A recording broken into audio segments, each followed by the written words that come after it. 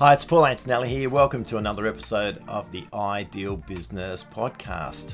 Today I'm going to talk about something, and it sort of just popped into mind probably in the last week. We've had a bit of a break. It's been our Christmas holiday break here in Australia. And one of the things that, and as you get back into the business, and sometimes being away from a business sort of gives you some different appreciation and some different insights into how the business works and what's been going on. And one of the things that I love about the business, just the way things happen which would never have happened before without any of my input or involvement. It's quite remarkable. And I don't really take it for granted because I appreciate it so much, because I know that for me to be able to do the things I love to do, the business as its own entity and as something that's just a living, breathing organism just needs to happen and just needs to function. But I've noticed more and more so that the business, particularly with ResiCert, we sell franchises, we do inspections, just happens. There's things that just happen where previously it would have needed some sort of input or some sort of involvement from me. And that's pretty cool. That's a really, really cool place to be. And I always sort of marvel at that, how you can take something and you were so close and so involved in so many parts of a business, and then over time you just sort of slowly are able to step back and extract. Now, what I'm talking about, this sort of subject was, do you have a knowledge base? The idea of a knowledge base within a business is actually really important. And what happens is there's all sorts of things that take place in every business. This happens, that happens, particularly in the early startup sort of years. There's so much stuff that takes place, and every sort of event that takes place, if it's something that's new, just causes chaos. Throws things out. How do we deal with it? And did you know how that happened? We didn't know. What's the best way to manage this? All this sort of stuff takes place, and that's why it can be really overwhelming when you're sort of in that startup phase. And I'd probably call that startup phase the first 3 or 4 years of a business, where there's just so many new things happening all the time. And then what happens over a period of time is things start to repeat themselves. So that popped up again. We've seen that sort of way that a complaint takes place, or there's some financial issue, or there's something with a systems issue. Whatever it is, you see that they start recurring. And the trick, I guess, in business, and for yourself to create a little bit of independence from your business and move away, is that you need to build up this knowledge base, this sort of documented information relating to these events and things that take place, so that when they do reoccur, it's not a drama. It's not going to cause you all sorts of issues and all sorts of problems again and again and again. For me, it was pretty easy to sort of get into that habit of doing that, because, I don't know if you remember the movie Groundhog Day, where it just happens again. He gets up every day, and the same thing happens. The same 24 hours recurs again and again and again. I get really bored really quickly. Once I've sort of grappled with something, I don't want to have to deal with it again and again, particularly if it's causing issues. And so I just really like the idea of documenting it up, putting it together, and creating a bit of a knowledge base so that team members can handle it based on the things that have worked before. Because when you think about something that's comes out of left field, typically there might be a bit of trial and error. We've got a customer complaint. Let's say for our inspection side, we've got a customer complaint. They've said they want to get this fixed, and we're going to have to pay them $15,000 or whatever it is.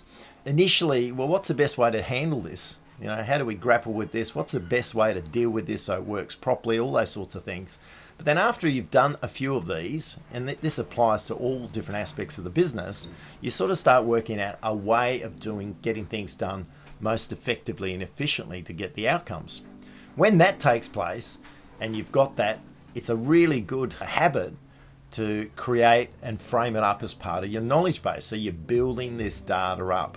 And the whole aim of this process is that if you do this effectively in your business, you'll find that over time, there is no surprises. There's nothing that can create any issues, and there's nothing that hasn't been seen before in business.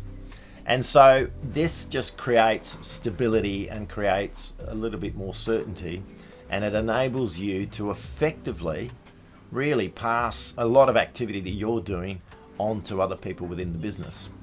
So the knowledge base idea is effectively thinking of your business as a bit of a learning organism. It's an organism. It's something that's alive and it changes. It can be impacted by things internally and externally.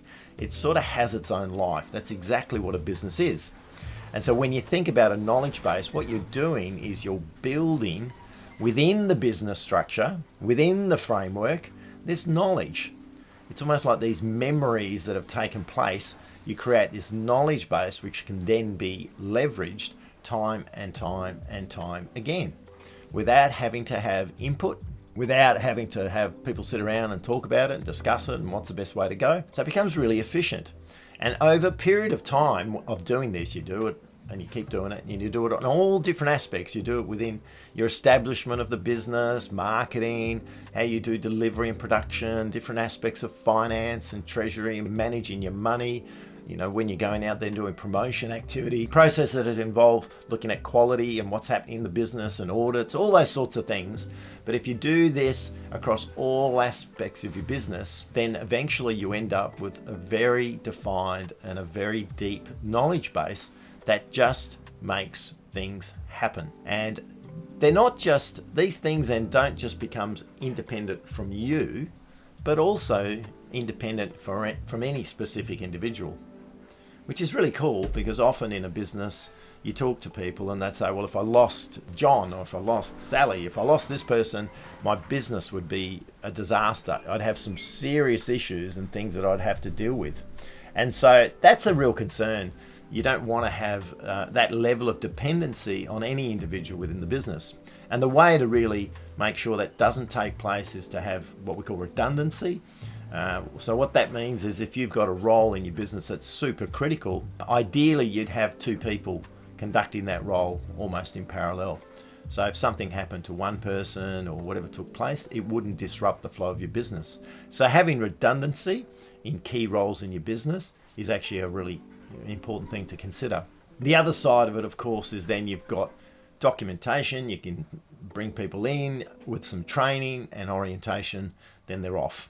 And over the years, one of the things that makes a business valuable when you're looking at, say, exiting your business is the fact that all this stuff is in place.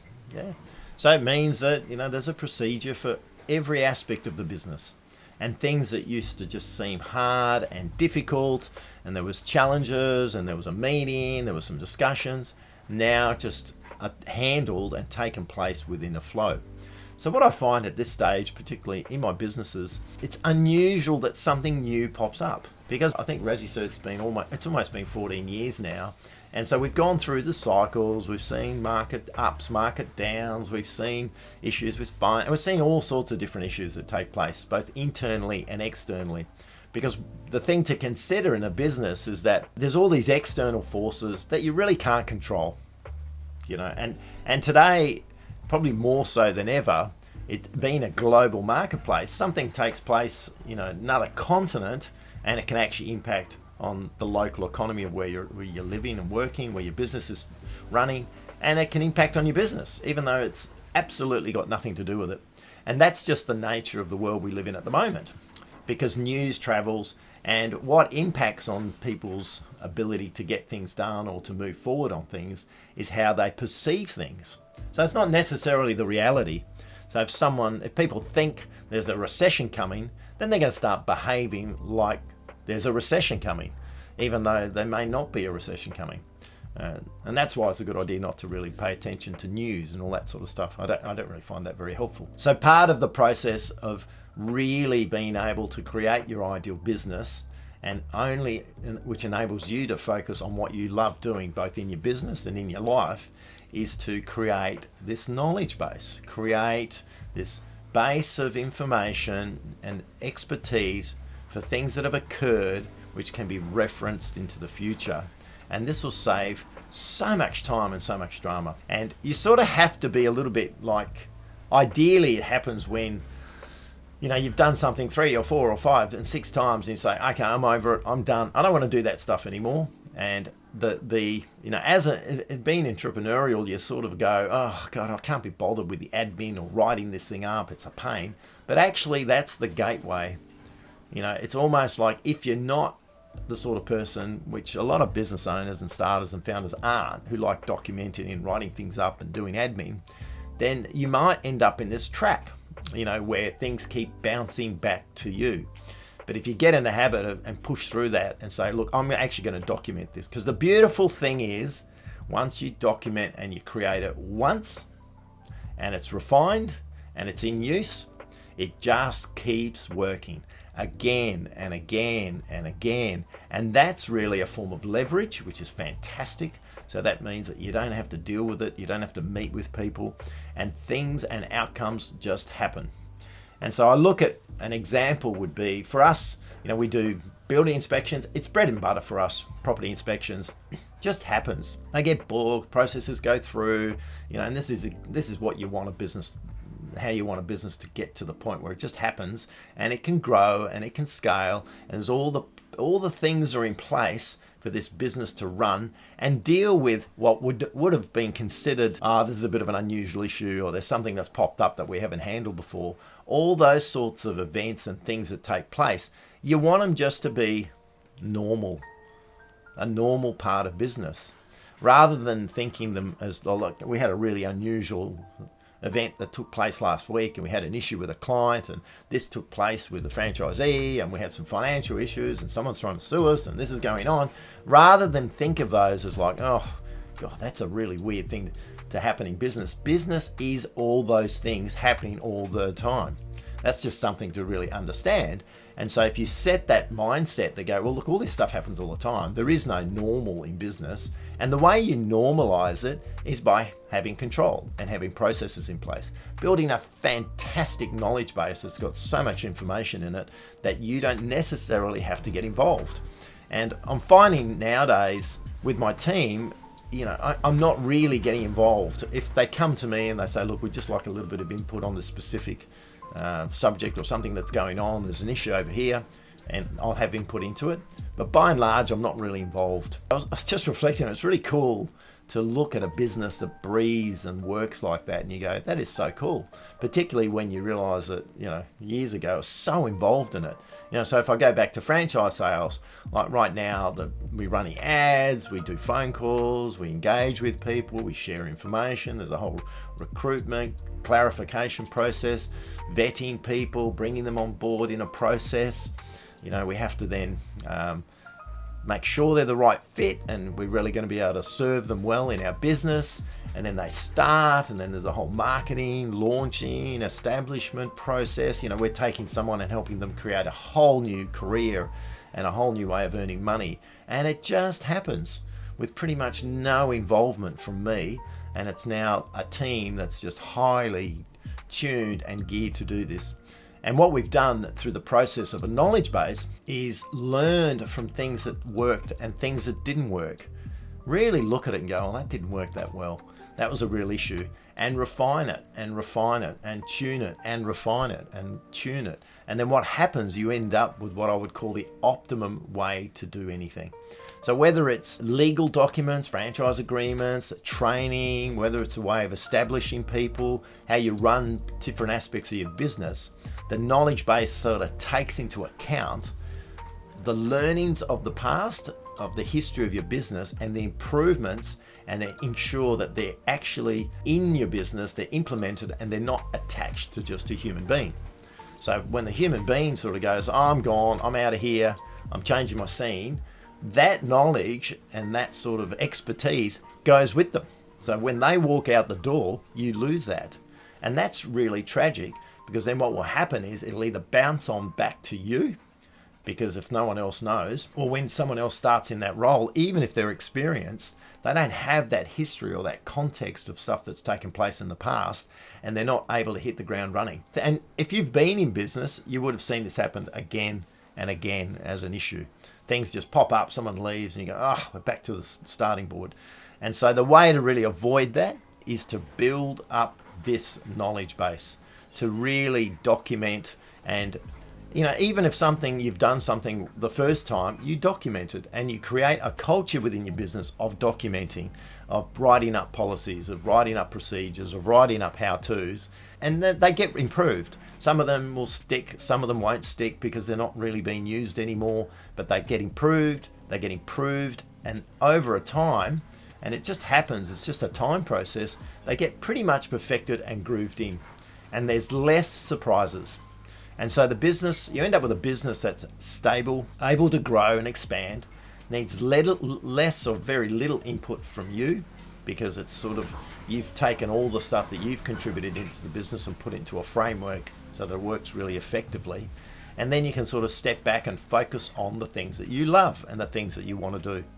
And it's just a great way to grow and expand a business. And the beautiful part of this process is that when you start doing this in the early days, just seems like a monumental task. It's just huge because there's so much stuff that's coming at you. But it's sort of that whole principle of a few little steps, but continually all the time. So what happens is if you do this a little bit by little bit by little bit, you will, and I promise you will see that there's less stuff that has to come your way, less stuff and decisions you have to be involved in, and it will create a level of freedom and independence of your business from you, which is one of the key goals, I think, when you're striving to build an ideal business. So it's a great idea. It's a process that you've probably the most important thing when you're doing this type of stuff is having the radar up and saying, okay, we've got to do this, and not just you as the founder of the business, but actually it becomes part of the cultural process of a business. And the way you do that, something pops up, there's an issue, you might get dragged into it, you deal with the issue, whatever it is. But once it's dealt with, you go, okay, why did that happen? Why did we have to deal with that? Why did that happen? What was the problem? And could it have been avoided?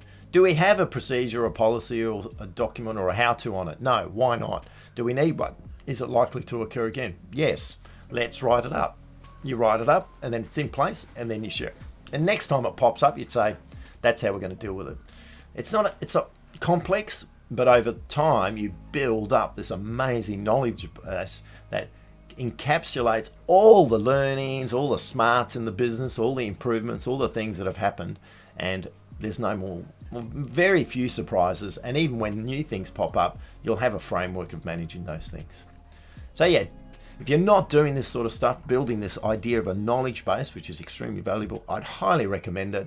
It's a great way to build independence from your business and let you almost build a business that just runs on auto. That's really what we're all wanting to achieve. So yeah, have a go at that. Hopefully it makes sense to you, and it's a really great way to create independence and extraction from any business. Thanks for listening. Ciao for now, and I'll catch up with you in the next podcast.